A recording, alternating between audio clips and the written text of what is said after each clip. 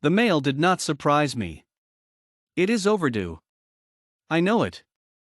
But the book is excellent and rare. I lack the heart to let it out of my hands. Having felt the dark fresh air breathed out by the little book with its strange figures, how could anyone return it? And yet I have to return the book of mystery. It had to be read by others. That will create a following for the ideas hidden in its depths, carefully concealed by the droll wording and the macabre drawings. It is handwritten. I took one last look at the blank dull gray cover. I imagined forms crawling beneath the cover. They were not droll. The insane man on the left with hands chopped off just below the shoulder, and trying to eat with his friend the horny worm told me, don't. I suppose he means do nothing about the book. Keep it with you. His eyes, turned away from me, were blazing in a mad and incompetent rage. The worm had a noiseless laugh on its lips and told me, do not keep the book with you. Strange. Because the cover is an I am.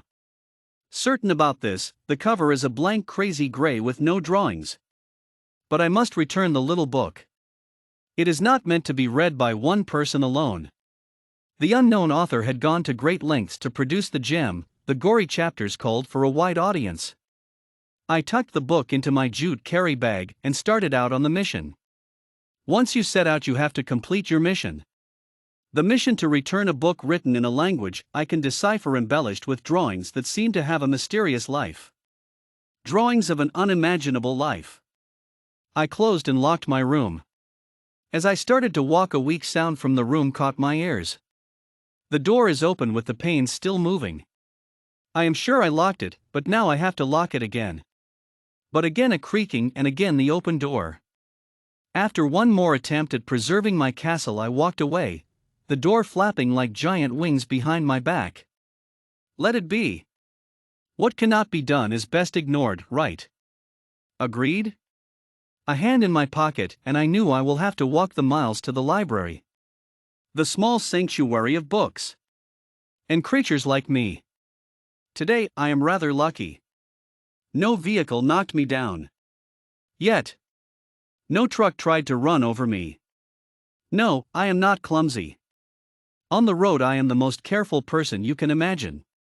There were noiseless movements of vehicles on the road.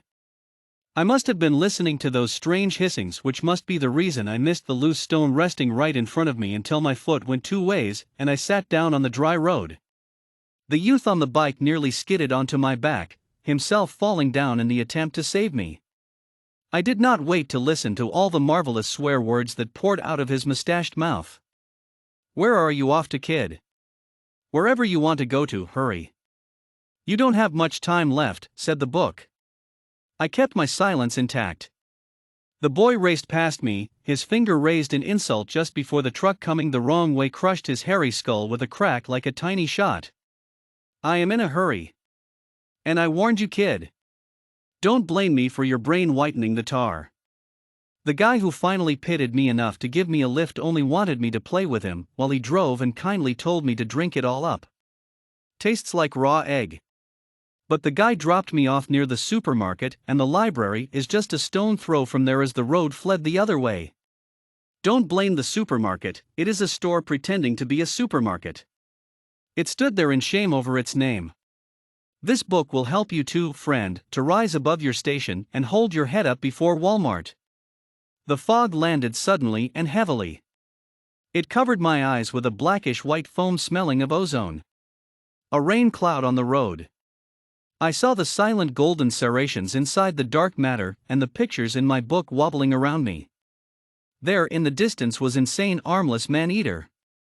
I heard the sound of cloven feet jumping over me in glee. I saw the feet and a horn, and the taste of raw egg bothered me not. I followed the darkness, tripping over a dead cat the size of a dog and another one of the same size stalking me. The cloud vanished abruptly and I realized I had passed the library. Turn around. Walk back. The serpent does not mean to bite you. It is just an adornment. The gate of the library gaped like a wound dressed with iron. It is a little fortress. I walked in. The burly security tie was outside looking at the sad sky, watching the clouds on the earth. Ignorance is life. The poster told me to enter carrying nothing more dangerous than books. I did not even have books. Only one tiny handwritten one pulsing with a tension that trembled my fingers like a snake under the bedspread. The reception counter is empty, bereft of humankind and inanimate stuff as well. Not a soul anywhere. How do I return the book? Maybe a peek behind the counter is all right. The slender and elderly librarian lay on the carpet, utterly dead. Her eyes were open, and they blamed me. Hey, I did not do a thing. Okay. Don't look at me like I am a murdering monster. I am not. I don't have the strength to drive that paper knife into your aged skull. I just want to return a book you had summoned me to return to you. I looked around. There is no one in the library except me with the laughing book and death. But it is so peaceful here today. What happened to all the kids who are always trying to study? Have I not warned you that you should not have studied so much? The book is heavy in my hands. I have to return it soon before it starts talking. No, miss. I am not the joking kind. And she stood up, very dead with the knife deep in her head. But now she looked me. What do you want? She hissed. I want to return this book, madam. Like you told me to. I have your letter and pardon me I did not answer your phone calls. The coal red eyes beamed at me like a happy child. Ah, I told you not to touch that book. It is bad news for you. And good for me. Did you read it? You poor boy. Now you are finished. Do you believe? What? She was furious and her spindly legs quivered behind the desk. A grumpy hand fell on my shoulder. It was the security man, looking even bullier. Do you believe? What are you talking about? What should I believe? Clouds on the road or the silent thunder?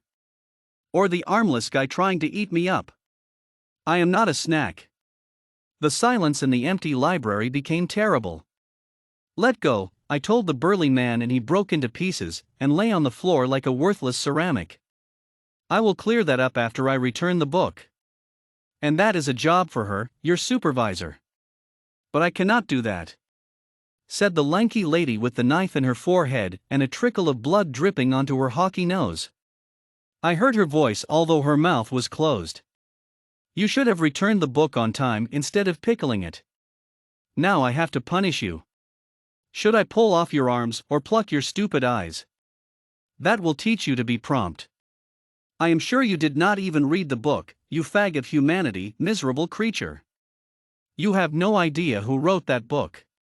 Not a soul has taken it in 100 years. I got it from a man who did not die of the flu in Spain. It is my book and only the worthy may read it. I only want to return it, ma'am. Certainly, dear, said the librarian, smiling gorgeously.